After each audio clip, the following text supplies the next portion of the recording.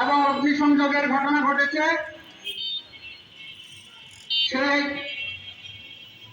সন্ত্রাসী কর্মকাণ্ডে জখম হয়ে ফিলোমিনা হাসবে নামে 55 শহীদ জিয়াউর রহমান মেডিকেল কলেজ বগুড়াতে এখন বিছানায় শুয়ে থাকেনি, কাতরাচ্ছেন। কর্মকাণ্ডে, সন্ত্রাসী কর্মকাণ্ডে যারা জড়িত আছেন শাহজাহান বরজাহান। এই প্রতিবাদী মানববন্ধনের ছোট ভাই সভাপতি, অনুষ্ঠানের সঞ্চালক আমার আরেক ভাই আন্দ্রেয়াস বিশ্বাস। আসলে এই স্বাধীন বাংলাদেশে আজকে মানুষ, আমরা এদেশের যারা সমতলের আদিবাসী ভাই বোনেরা যারা কিভাবে নিগৃহীত নির্যাতিত হচ্ছে, এটা আপনারা এদেশের মানুষ খুব ভালোভাবে আপনারা ওয়াকিবহাল, আপনারা জানেন। দিনের পর দিন এই আদিবাসী ভাইদের তাদের উপরে নির্যাতন, জুলুম, খুন, হত্যা, ধর্ষণ, তাদের জায়গা জমি দখল, তাদেরকে দেশান্তরিত করা, এমন কোন অপরাধ নাই এই স্বাধীন বাংলাদেশে তারা নির্যাতিত হতেই আছে। আমরা বলতে চাই, আজকে যে কারণে দাঁড়িয়েছি আমরা, গাইবান্ধার সেই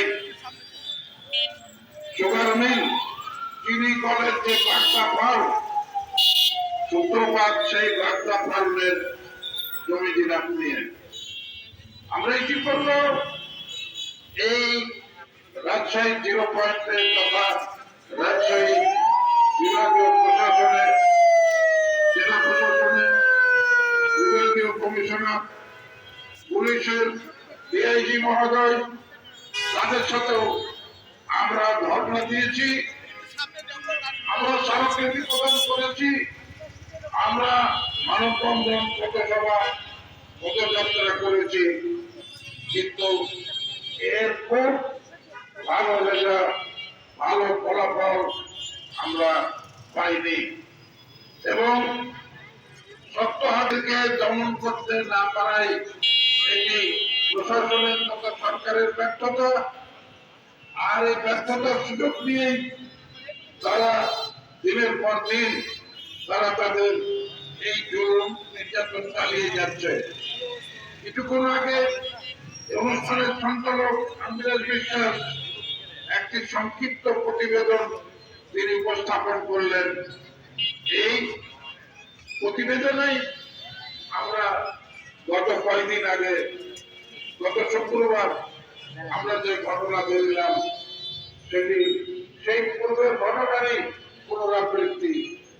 তাহলে আমরা কতদিন এই সমতলের আদিবাসীরা আমরা এগুলো জুলুম নির্যাতন সহ্য করব?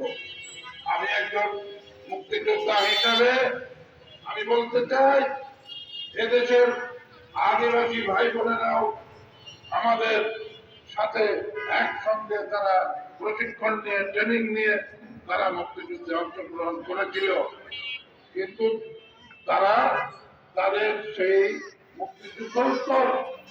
মুক্তিযুদ্ধ পরবর্তী সময়ে যে এদেশের নাগরিক, এদেশের মুক্তিযোদ্ধা হিসেবে যে সুযোগ সুবিধা পাওয়ার কথা ছিল, সেগুলো তারা তো পায়নি, বরং তাদেরকে নির্যাতন, জুলুম, লুটপাট এবং তাদেরকে জ্বালাও করার মাধ্যমে তাদেরকে করা হয়েছে।